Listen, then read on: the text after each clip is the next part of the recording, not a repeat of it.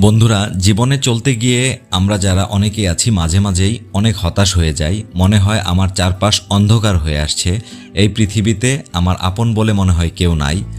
কোথায় গেলে একটু শান্তি পাবো, নাকি আমি সুইসাইড করে মরে যাব, আমি কি করব কোনো রাস্তা পাচ্ছি না।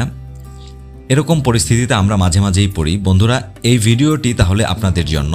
ভিডিওটি না টেনে সম্পূর্ণ দেখুন, আশা করি আজকেই এই সমস্যার সমাধান হয়ে যাবে। বন্ধুরা, আজ আমরা জানব সঙ্গীতের মহারথী লুডউইগ ভান বিথোফেন সম্পর্কে। একজন মানুষ যিনি বিশ্বকে দেখিয়েছেন স্বপ্ন আর প্রতিভার সামনে কোনো বাধাই টিকতে পারে না। বিথোফেন জন্মেছিলেন 1770 সালে 17 ডিসেম্বর জার্মানির বন শহরে। ছোটবেলা থেকেই তিনি সঙ্গীতে অসাধারণ প্রতিভা দেখাতে শুরু করেন। অল্প বয়সেই পিয়ানো বাজানোর দক্ষতা আর সুরের প্রতি ভালোবাসা তাকে আলাদা করে তুলেছিল। তিনি লিখেছেন অসংখ্য সিম্ফনি, সোনাটা, কনসার্টো এবং চেম্বার মিউজিক। তার সৃষ্টির মধ্যে সবচেয়ে বিখ্যাত হলো সিম্ফনি নম্বর 5 এবং সিম্ফনি নম্বর 9। আজও এগুলো সারা বিশ্বের সঙ্গীতপ্রেমীদের অনুপ্রেরণা যোগায়। বন্ধুরা, বিথোফেনের বাবা একজন ড্রাগ অ্যাডিক্টেড ছিলেন। তিনি সবসময় চাইতেন যে ছেলে ইনকাম করুক, পড়াশোনা করার দরকার নেই, বা কোনো তাকে অনেক টাকা দেখ, সেই টাকাগুলো ভাঙবে, খরচ করবে।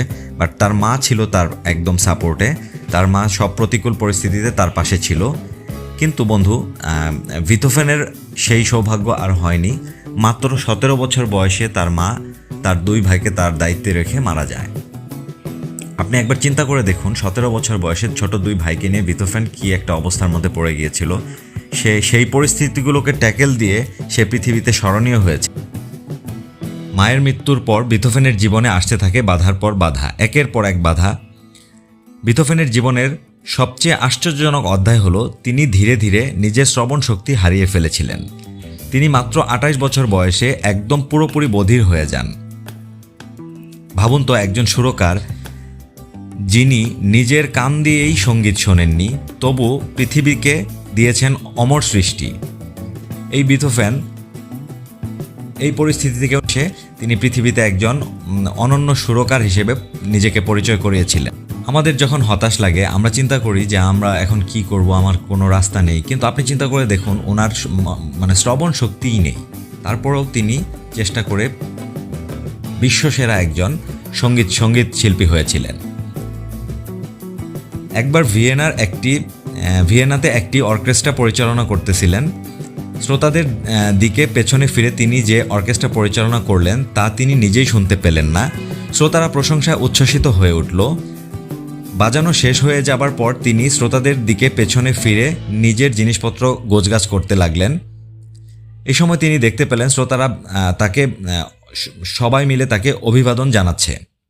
বিথোফেন নিজের রচিত সুর বা শ্রোতাদের উচ্ছ্বসিত অভিবাদন কিছুই শুনতে পাননি, তবে বুঝতে পেরেছেন যে তাকে অভিবাদন জানাচ্ছে।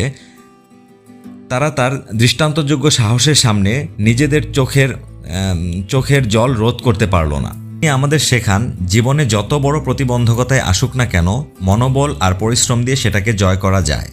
বিথোফেন বলেছেন, music can change the world. সত্যিই তার সঙ্গীত আজও পৃথিবীকে বদলে দিচ্ছে।